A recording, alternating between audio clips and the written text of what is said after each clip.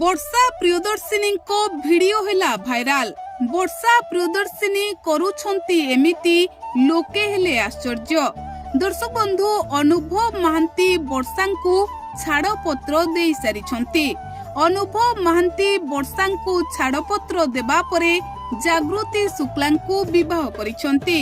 ଆଉ ଏହାପରେ ବର୍ଷା ପ୍ରିୟଦର୍ଶିନୀ ଏପରି କରୁଛନ୍ତି ଯାହା ଆପଣମାନେ ଦେଖିଲେ ଆଶ୍ଚର୍ଯ୍ୟ ହୋଇଯିବେ। ବର୍ଷା ପ୍ରିୟଦର୍ଶିନୀ ଜଣେ ନାରୀ ହୋଇ ଏପରି କରୁଛନ୍ତି ଯାହା ଲୋକଙ୍କୁ ଚକିତ କରିଛି।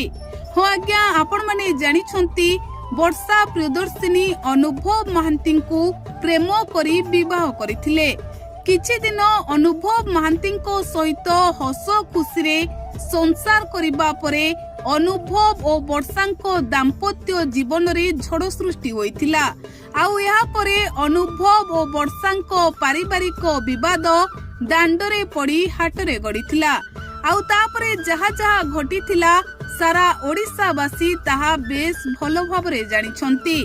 ବର୍ଷା ପ୍ରିୟଦର୍ଶିନୀ ନ ଚାହିଁବି ଅନୁଭବ ମହାନ୍ତିଙ୍କ ଠାରୁ ଛାଡ଼ପତ୍ର ନେଇଥିଲେ, କାରଣ ଅନୁଭବ ମହାନ୍ତି ଛାଡ଼ପତ୍ର ପାଇଁ ଆବେଦନ କରିଥିଲେ। ଆଉ ଶେଷରେ ବର୍ଷା ପ୍ରିୟଦର୍ଶିନୀ ଅନୁଭବ ମହାନ୍ତିଙ୍କ ଠାରୁ ଦୂରେଇ ଯାଇଥିଲେ। ଆଉ ଏହାପରେ ଅନୁଭବ ମହାନ୍ତି ଜାଗୃତିଙ୍କୁ ବିବାହ କରିଥିଲେ ଓ ଜାଗୃତି ଶୁକ୍ଲାଙ୍କ ହାତ ଧରି ଓଡ଼ିଶା ଆଣିଥିଲେ। ଅନୁଭବ ମହାନ୍ତି ଜାଗୃତିଙ୍କୁ ପ୍ରେମ ବିବାହ କରିଥିଲେ। ଆଉ ଜାଗୃତିଙ୍କୁ ବିବାହ କରିବା ପାଇଁ ଅନେକ ପରିସ୍ଥିତିକୁ ସାମ୍ନା କରିଥିଲେ। ଆଉ ଅନୁଭବ ମହାନ୍ତି ଏବେ ଜାଗୃତି ଶୁକ୍ଲାଙ୍କୁ ରାଣୀ କରି ରଖିଛନ୍ତି। ଅନୁଭବ ଓ ଜାଗୃତି ଶୁକ୍ଲା ଦୁହେଁ ନିଜ ବୈବାହିକ ଜୀବନକୁ ଖୁସିରେ କାଟୁଥିବା ବେଳେ ଅଭିନେତ୍ରୀ ବର୍ଷା ପ୍ରିୟଦର୍ଶିନୀ ଏପରି କାର୍ଯ୍ୟ କରୁଛନ୍ତି ଯାହା ଲୋକେ ଚକିତ ହେଉଛନ୍ତି ଯେ ଜଣେ ବର୍ଷା ଜଣେ ନାରୀ ହୋଇ ଏତେ ମହାନ କାର୍ଯ୍ୟ କରୁଛନ୍ତି ଯାହା ସମସ୍ତଙ୍କୁ ବହୁତ ଅଧିକ ପସନ୍ଦ ଆସୁଛି।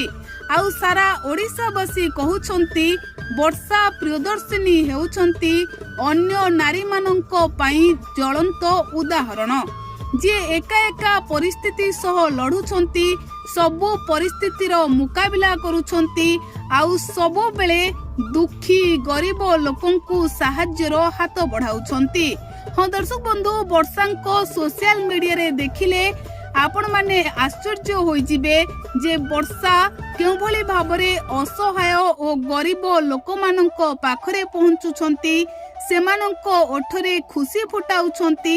ଆଉ ବର୍ଷା ପ୍ରିୟଦର୍ଶିନୀ ସେମାନଙ୍କ ସହିତ ସମୟ କାଟୁଛନ୍ତି, ଯାହା ଦେଖିଲା ପରେ ଲୋକେ କହୁଛନ୍ତି ବର୍ଷା ଅନ୍ୟ ନାରୀମାନଙ୍କ ପାଇଁ ଜ୍ୱଳନ୍ତ ଉଦାହରଣ।